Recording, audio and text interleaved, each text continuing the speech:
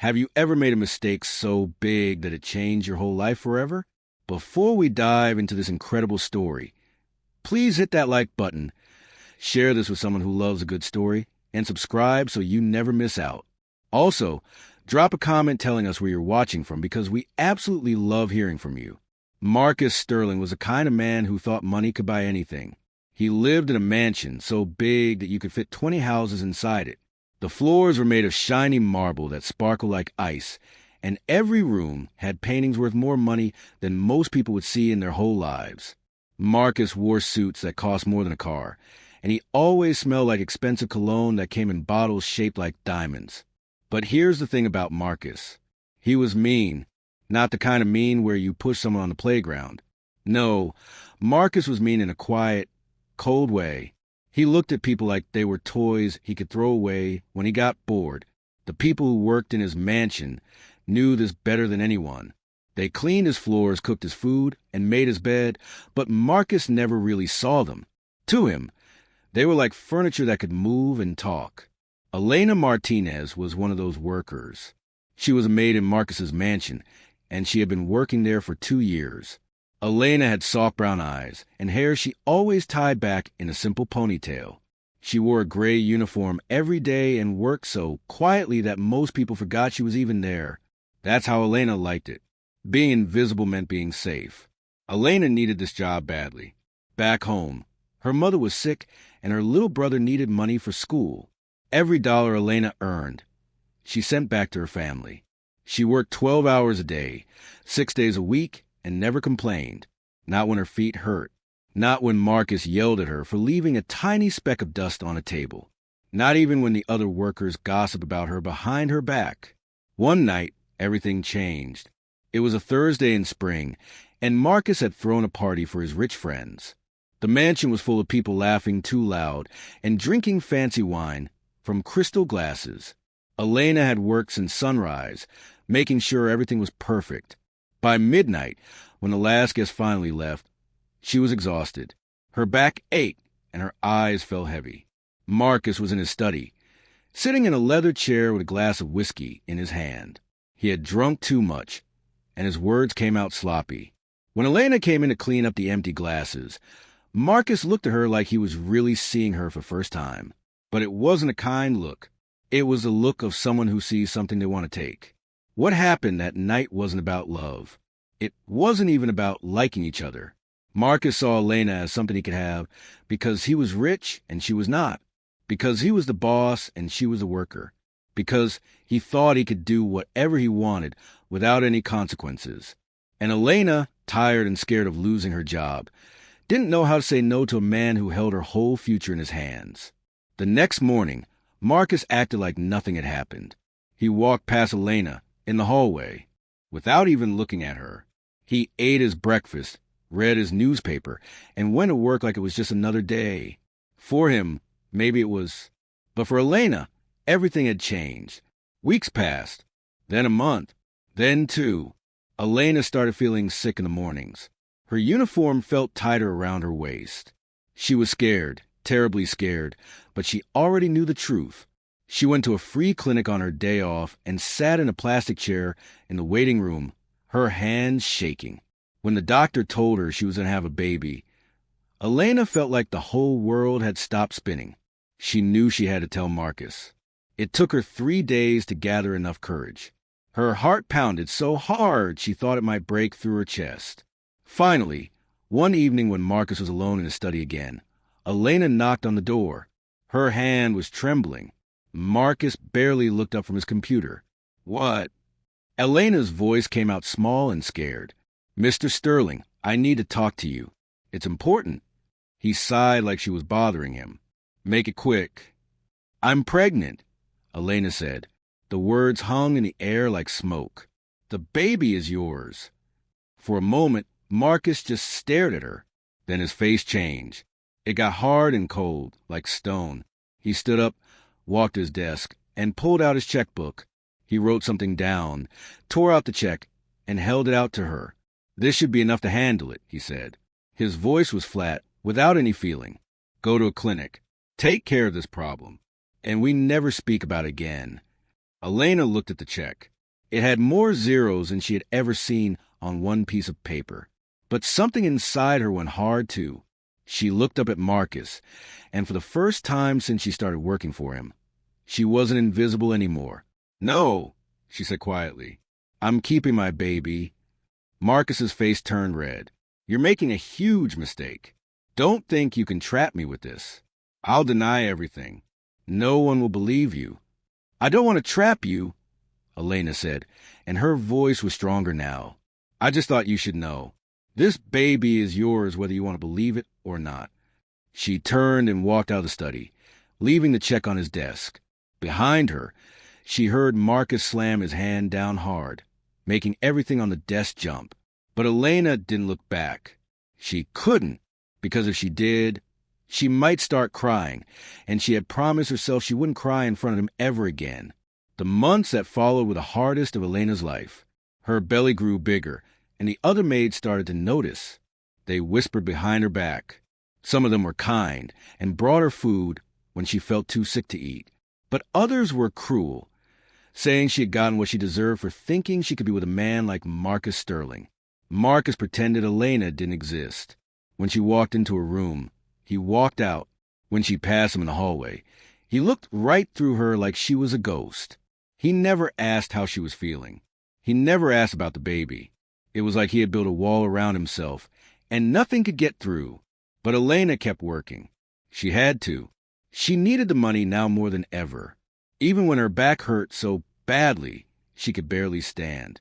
Even when her feet swelled up like balloons.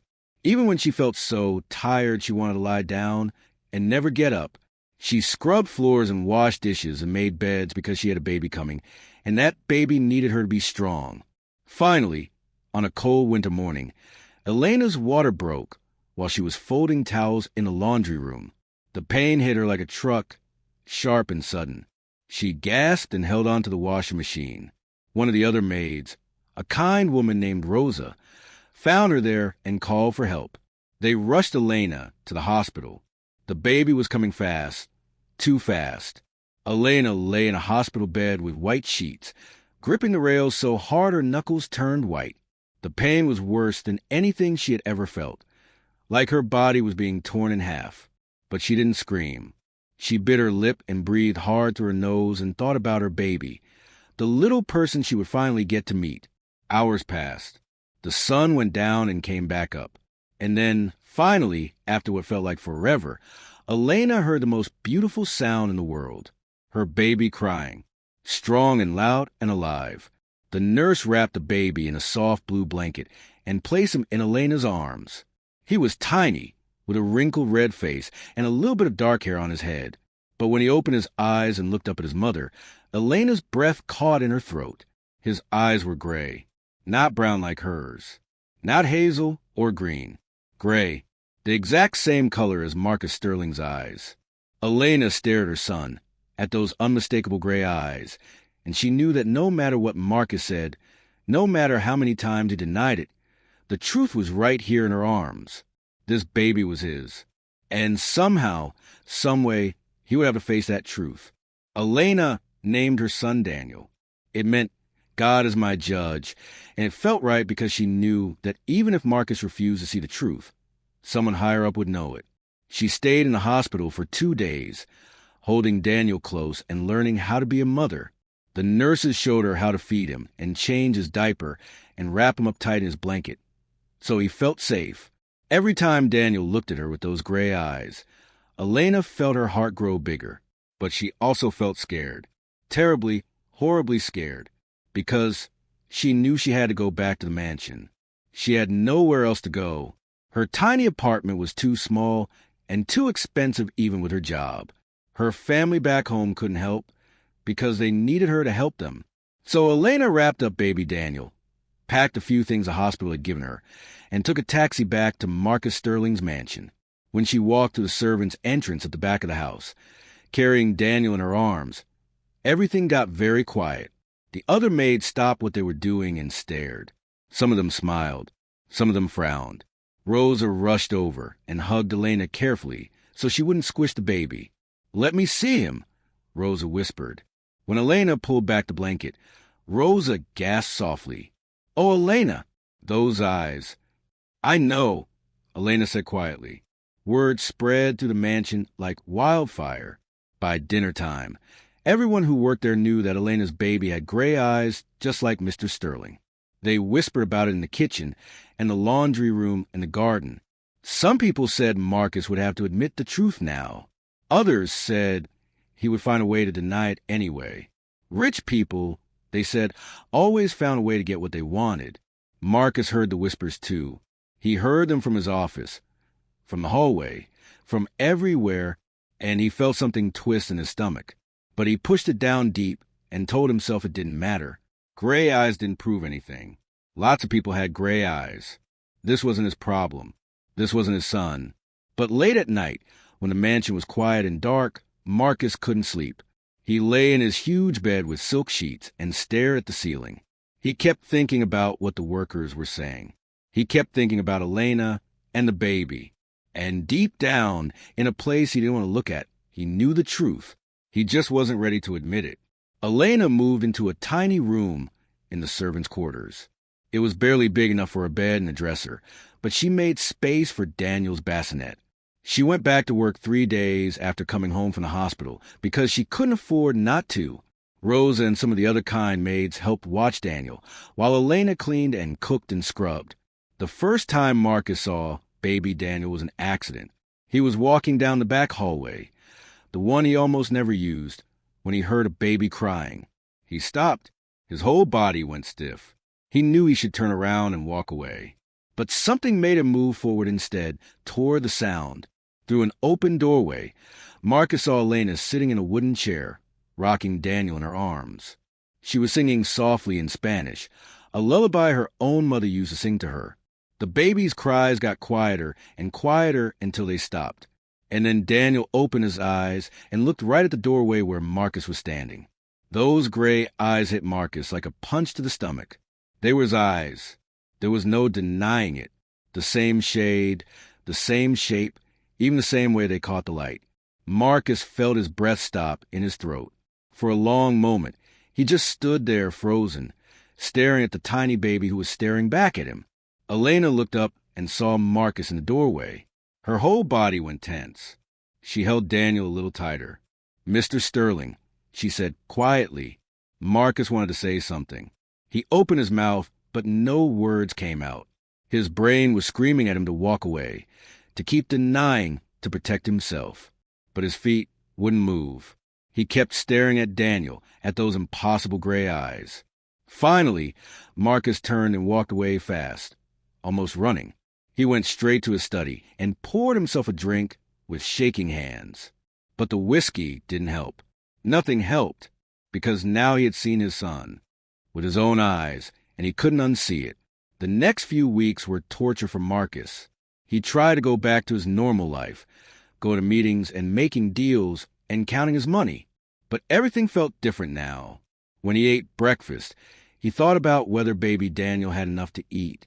When he slept in his comfortable bed, he wondered if Daniel was warm enough in that tiny servant's room.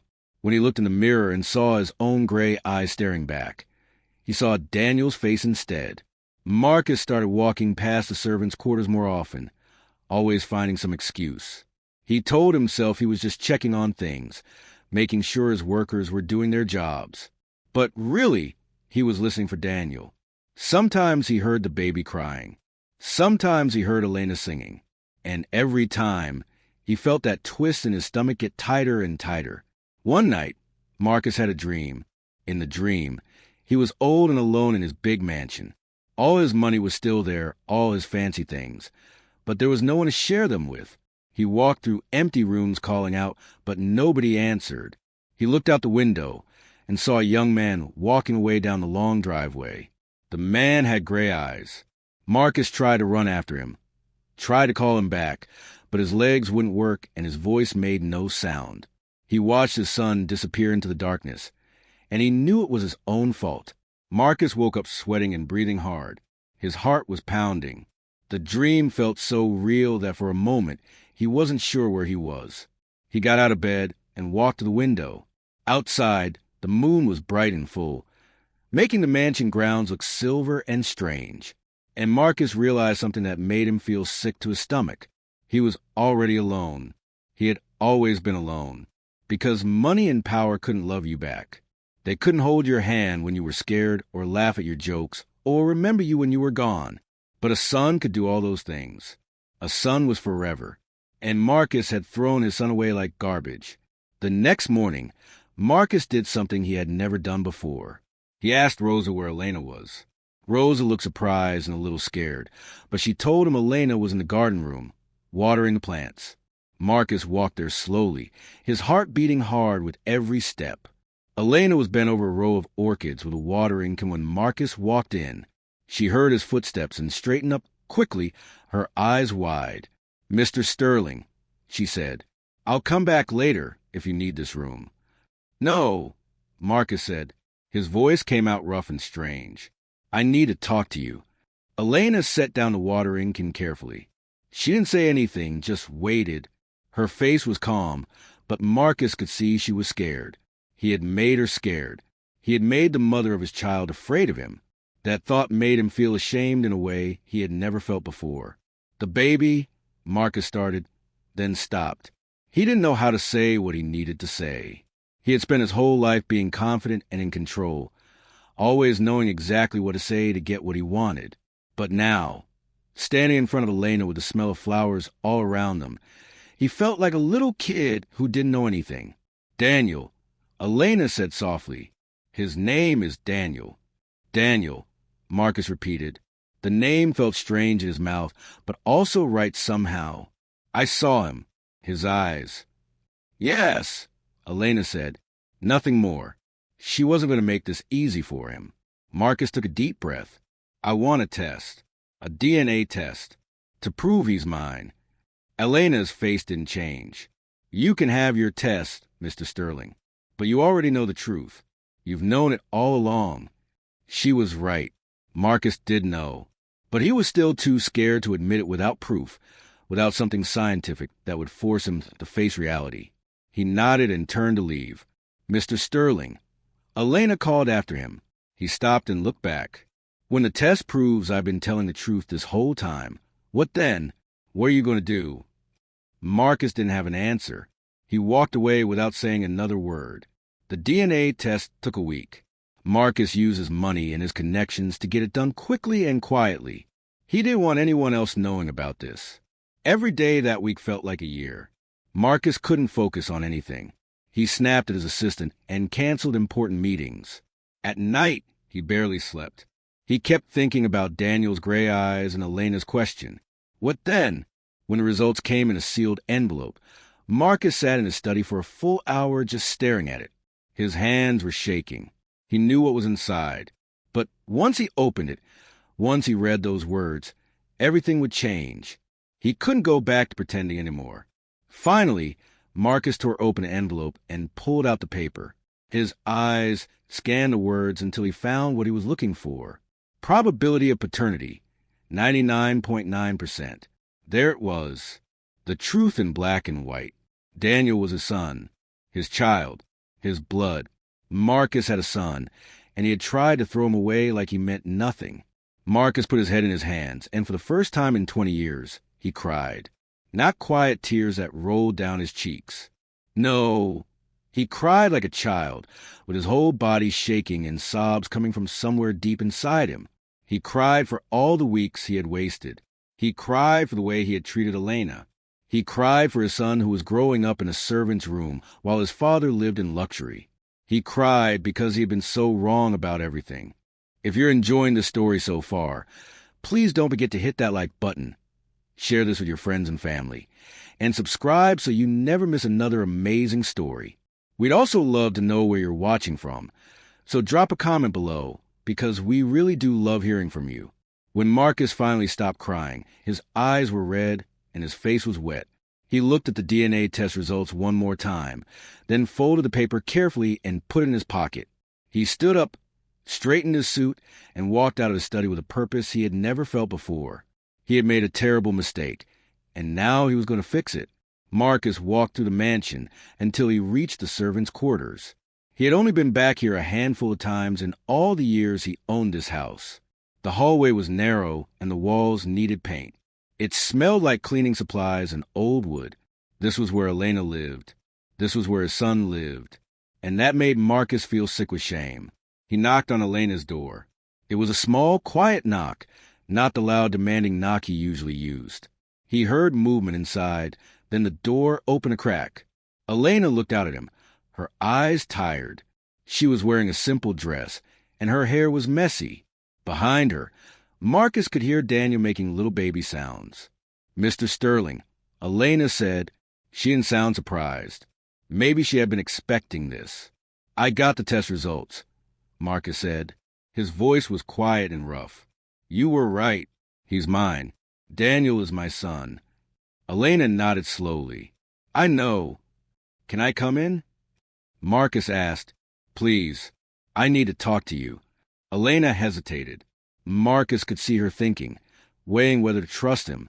Finally, she opened the door wider and stepped back.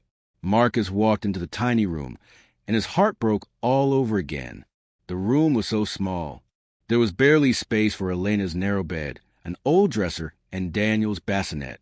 The paint on the walls was peeling. There was one small window that didn't let in much light. This was where his son lived while Marcus slept in a bedroom bigger than most people's entire homes. Daniel was lying in his bassinet, looking up at the ceiling and moving his tiny fists in the air. When Marcus walked closer, the baby turned his head and looked right at him with those gray eyes. Marcus felt something crack open inside his chest. "Can I hold him?" Marcus whispered. Elena looked at him for a long moment. "Have you ever held a baby before?" "No," Marcus admitted. Elena walked over to the bassinet and picked up Daniel gently, supporting his head with one hand. She turned to Marcus. "Sit down first." Marcus sat on the edge of Elena's bed. She showed him how to position his arms, then carefully placed Daniel in them. The baby was so light, so warm, so real. Marcus looked down at his son and felt tears starting again. "Hello, Daniel," Marcus said softly. "I'm your father, and I'm so sorry." Daniel made a little cooing sound and reached up with one tiny hand. His fingers brushed against Marcus's face, and Marcus felt something he had never felt before. Love. Pure, simple, overwhelming love. Not the fake love he had felt for the women he dated. Not the shallow feelings he had for his expensive things. Real love that made his whole chest hurt in the best possible way. Elena watched them from across the tiny room. Her arms were crossed and her face was carefully blank. Marcus looked up at her and saw something in her eyes that made him understand just how badly he had hurt her. "Elena," he said, "I was wrong. I was so wrong about everything. I treated you terribly. I denied my own son because I was too proud and too scared to face the truth. I don't have any excuse for what I did, but I want to make it right. Please let me make it right." "How?" Elena asked. Her voice was steady, but Marcus could hear the pain underneath. "How do you make right what you said to me? You told me to get rid of our baby like he was garbage. You gave me money to make the problem go away. You ignored me for months. You pretended Daniel didn't exist. You can't just erase all of that because you finally decided to face the truth." "I know," Marcus said. Daniel was starting to fuss in his arms, so Elena took the baby back. Marcus felt cold without the warm weight of his son. "I know I can't erase it, but I want to try to do better. I want to be a father to Daniel, a real father." Elena sat down in the wooden chair and started rocking Daniel. "What does that even mean to you? Being a real father? Are you going to buy him expensive toys and pay for fancy schools and think that's enough? Because Daniel doesn't need your money, Mr. Sterling. He needs a father who will actually be there, who will love him even when it's hard, who won't disappear the moment things get difficult." Every word hit Marcus like a stone. But Elena was right. He had spent his whole life thinking money could solve every problem. But this wasn't a problem you could solve with a checkbook. This was about showing up. This was about being present. This was about putting someone else first for once in his selfish life. "Teach me," Marcus said. "I don't know how to be a father. I don't know how to do any of this. But I want to learn. Please, Elena." Give me a chance to try. Elena looked at him for a long time. Marcus could see her thinking, weighing his words, trying to decide if he meant them. Finally, she spoke. This isn't about chances, Elena said quietly. This is about Daniel. If you want to be part of his life, you have to prove that you're serious. You can't just show up when it's convenient and disappear when it's hard. You have to be all in. And if you hurt him the way you hurt me, I will take him far away from here and you will never find us. Do you understand? Yes, Marcus said. I understand. And I promise you, I will do whatever it takes. The next few weeks were the strangest of Marcus Sterling's life. He started small. He would come to Elena's room every morning before work and watch her feed Daniel. He learned how to hold the bottle at the right angle and burp the baby. Afterward, he learned how to change a diaper. Even though the first time he tried, he put on backward, and Elena had to fix it. He learned the difference between Daniel's hungry cry and his tired cry and his uncomfortable cry.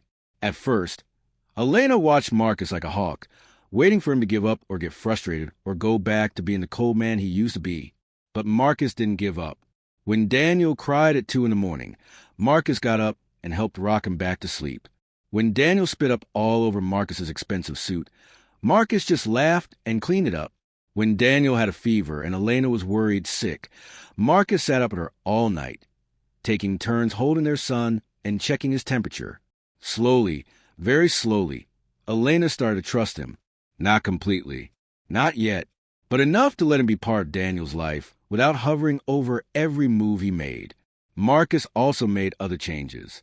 He told Elena she didn't have to work as a maid anymore. At first, Elena refused. She was proud and she didn't want to feel like she owed him anything.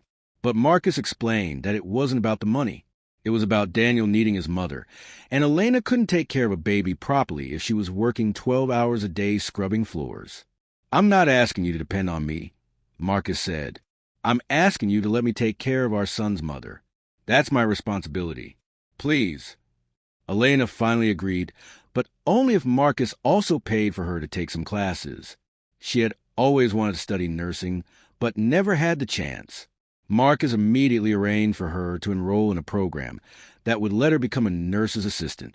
Elena cried when he told her, but they were happy tears this time. Marcus also did something else that surprised everyone. He had a room in the main part of the mansion converted into a nursery for Daniel. It had soft blue walls and a comfortable rocking chair and a crib that looked like a little boat. He bought books and toys and soft blankets. He put up pictures of the ocean and clouds and happy animals. When he showed it to Elena, she stood in the doorway with her hand over her mouth. This is too much, she whispered. Nothing is too much for our son, Marcus said. But I'm not trying to take him away from you. Elena, this room is for when he's here with me. You and Daniel can move into one of the guest suites if you want. They're much bigger than that tiny servant's room. But that's your choice. I'm not going to force anything. Elena thought about it for a few days. She talked to Rosa and some of the other workers who had become her friends. Finally, she agreed to move into a guest suite, but she made Marcus promise that she wasn't doing it because she forgave him. She was doing it because it was better for Daniel. I understand, Marcus said, and that's enough for now. As the months passed, something amazing happened. Marcus changed. The cold, selfish man who only cared about money and power started to disappear. In his place was someone softer, someone kinder, someone who smiled more. The workers in the mansion noticed at first. Marcus started saying good morning to them. He asked about their families. He gave bonuses and days off without being asked. But the biggest change was in how Marcus looked at Daniel. When he held his son, his whole face lit up. When Daniel laughed, Marcus laughed too. When Daniel took his first wobbly steps, Marcus cheered louder than anyone. He started taking Daniel to the park and playing with him on the mansion's lawn and reading him bedtime stories in funny voices. Elena watched all of this happening and felt her heart slowly opening. She still had walls up. She still remembered the pain of being rejected and dismissed. But she couldn't deny that Marcus was trying. He was really, truly trying to be a good father. One evening, When Daniel was almost 2 years old, Marcus knocked on Elena's door. When she opened it, he was holding a small box. "What's this?" Elena asked. "It's not what you think," Marcus said quickly. "Just open it." Elena opened the box, and inside was a key. She looked up at Marcus, confused. "It's a key to a house," Marcus explained. "A small house about 10 minutes from here. 3 bedrooms, a yard for Daniel to play in, a porch with a swing. It's in your name, Elena. Paid off completely. No strings attached." Elena stared at him. "Why?" "Because you and Daniel deserve your own space," Marcus said. "I'm not trying to control you or keep you here. I want you to be free to make your own choices. If you want to stay here in the mansion, you can. If you want to move into that house, you can. If you want to move to the other side of the country, you can do that too. Whatever you choose, I'll respect it. But I'll still be Daniel's father. I'll still show up. I'll still be there for him, and for you, if you'll let me." Elena felt tears running down her face. "You're really different," she whispered. "You're not the same man you were." "I'm not," Marcus agreed. That man was empty inside. He had everything and nothing at the same time. But then I met my son, and I realized what actually matters. And I can never thank you enough for giving me that gift, even when I didn't deserve it. Elena looked at the key in her hand, then at Marcus, then toward the nursery where Daniel was sleeping. "I forgive you," she said softly. "It took me a long time, but I forgive you. You've proven that people can change." Marcus felt like his heart might burst. He had spent months working toward this moment, never sure if it would come. "Thank you," he said, his voice rough with emotion. "That means everything to me." They didn't become a couple. That wasn't what this story was about. Elena moved into the little house with Daniel, and Marcus visited every single day. Sometimes he would come early in the morning and make breakfast. Sometimes he would come after work and give Daniel a bath. On weekends, he would take Daniel to the zoo or the beach or the playground. Years passed. Daniel grew from a baby into a little boy with his father's gray eyes and his mother's warm smile. He was smart and kind and full of joy. When people asked him about his family, he would say he had a mom who was training to be a nurse and a dad who used to be mean but learned to be good.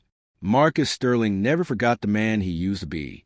He kept that DNA test in his desk drawer as a reminder how close he came to losing everything that mattered. His mansion was still big and fancy, but now it was filled with Daniel's laughter and artwork stuck to the refrigerator with magnets and toys scattered across the expensive floors. And late at night, when Marcus tucked Daniel into bed and kissed his forehead and whispered, "I love you," he thought about that moment in the hospital when he had first seen those gray eyes. He had been given a gift that day, even though he had tried to refuse it. He had been given a second chance to become the man he should have always been. Not a millionaire who treated people like possessions, but a father who knew that love was worth more than all the money in the world.